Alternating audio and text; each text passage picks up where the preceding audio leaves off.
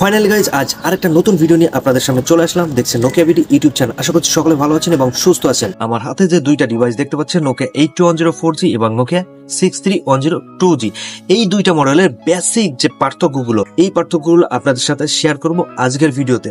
না টেনে ভিডিওটি সম্পূর্ণ দেখবেন, তাহলে নিজেরা একটা সিদ্ধান্ত নিতে পারবেন কোন ডিভাইসটি আপনাদের জন্য বেটার হবে। তো চলুন ভিডিওটি শুরু করা যাক। নোকিয়া 8210 4G রিলিজ ডেট 2022 সালে 28 জুলাই। অপরদিকে নোকিয়া 6310 2G যে ফোনটি রয়েছে, এটা রিলিজ ডেট 2021 সালে 27 আগস্ট। এখন বিবেচনা করলে দেখা যাচ্ছে নোকিয়া 8210 4G এটা নতুন একটা মডেল।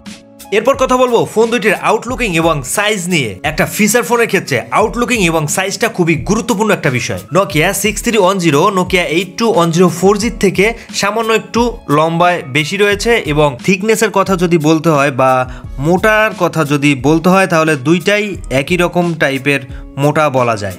ফোন দুইটাতে 2.8 ইঞ্চি টিএফটি এলসিডি স্ক্রিন ব্যবহার করা হয়েছে। এছাড়াও ডিসপ্লের রেজুলেশন হিসেবে থাকবে 240x320 পিক্সেল এবং 143 পিপিআই ডেনসিটি, আর যার ফলে আপনারা রোদের ভিতরেও সুন্দরভাবে আপনাদের ডিসপ্লের লেখাগুলো সব ক্লিয়ারলি পড়তে পারবেন। দুইটা ফোনের উপরে যে গ্লাসটা ইউজ করা হয়েছে, দুইটা গ্লাসই অনেকটা মজবুত এবং শক্ত কোয়ালিটির। এছাড়া আমার মনে হয়েছে নোকিয়া 6310 ফোনটির ডিসপ্লের গ্লাসটা অনেক শক্ত নোকিয়া 8210 4G থেকে।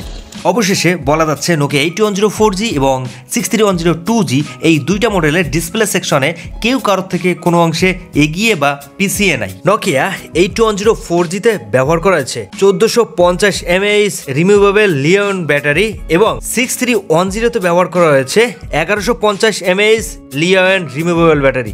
নোকিয়া 8210 যেহেতু 4G ফোন এবং নোকিয়া 6310 যেহেতু 2G ফোন, এক্ষেত্রে বিবেচনা করলে দুইটা ফোনেই চার্জ ব্যাকআপ আপনারা সেম ক্যাটাগরিতে পেয়ে যাবেন। পোর্টস অ্যান্ড বাটনের কথা বলতে হলে নোকিয়া 8210 4G নিচের দিকে রয়েছে টাইপ বি চার্জিং পোর্ট, সেই সাথে ফ্রন্ট সাইডে পেয়ে যাবেন মানে সামনের দিকটাতে রয়েছে 3mm একটা হেডফোন পোর্ট এবং টর্চ লাইট। অপরদিকে নোকিয়া 6310 2G ফোনটির নিচের দিকে রয়েছে টাইপ বি চার্জিং পোর্ট এবং 3mm একটা হেডফোন পোর্ট এবং রেয়ার প্যানেলে রয়েছে এলইডি ফ্ল্যাশ লাইট, যেটা কিনা টর্চ লাইটেরও কাজ করবে। দুইটা ফোনেই ব্লুটুথের সাপোর্ট রয়েছে।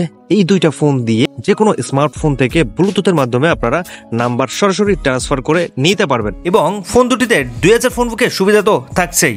নোকিয়া 8210 4G তে আপনারা ব্ল্যাক লিস্টের সুবিধা পাবেন, আপনারা যে কোনো নাম্বার ব্ল্যাক লিস্ট করে রাখতে পারবেন। কিন্তু নোকিয়া 6310 এই ডিভাইসে ব্ল্যাক লিস্টের কোনো সুবিধা নাই, আপনারা আনলিস্ট করে রাখতে পারবেন নাম্বারগুলো। নাম্বার ব্ল্যাকলিস্ট করার কথা চিন্তা করলে নোকিয়া 8210 4G অনেকটা এগিয়ে রয়েছে নোকিয়া 6310 থেকে। 6310 এই ডিভাইসে আপনারা ইন্টারনাল স্টোরেজ মানে ফোন মেমোরিতে পেয়ে যাবেন 16 মেগাবাইট, সেই সাথে র্যাম হিসেবে পেয়ে যাবেন 8 MB।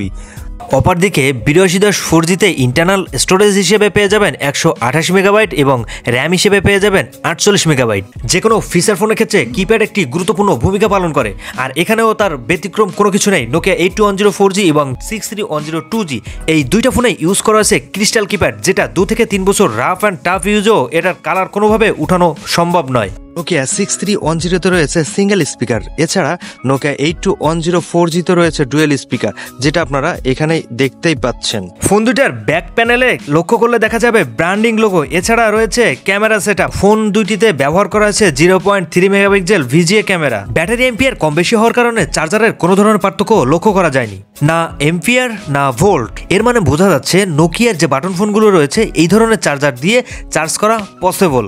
নোকিয়া 6310 এই ডিভাইসে দুইটা সিম ইউজ করতে পারবেন, সেই সাথে সিমের সাইজ বড় ছোট মাঝারি যে কোনোটা এটাতে ইন করা যাবে। এসডি কার্ড সাপোর্ট পেয়ে যাবেন 32 GB পর্যন্ত। এছাড়া নোকিয়া 8210 4G তে দুইটা সিম ইউজ করা যাচ্ছে, সাথে এসডি কার্ডের সুবিধা রয়েছে। তবে নোকিয়া 8210 4G তে আপনারা ন্যানো সাইজের সিম ছাড়া অন্য কোনো সিম এটাতে সাপোর্ট করবে না বা এটাতে ইন করতে পারবেন না। এই দিকতে আবার নোকিয়া 6310টা একটু এগিয়ে রয়েছে। এবার যে তথ্যটি শেয়ার করব আপনাদের সকলের জন্য খুবই গুরুত্বপূর্ণ।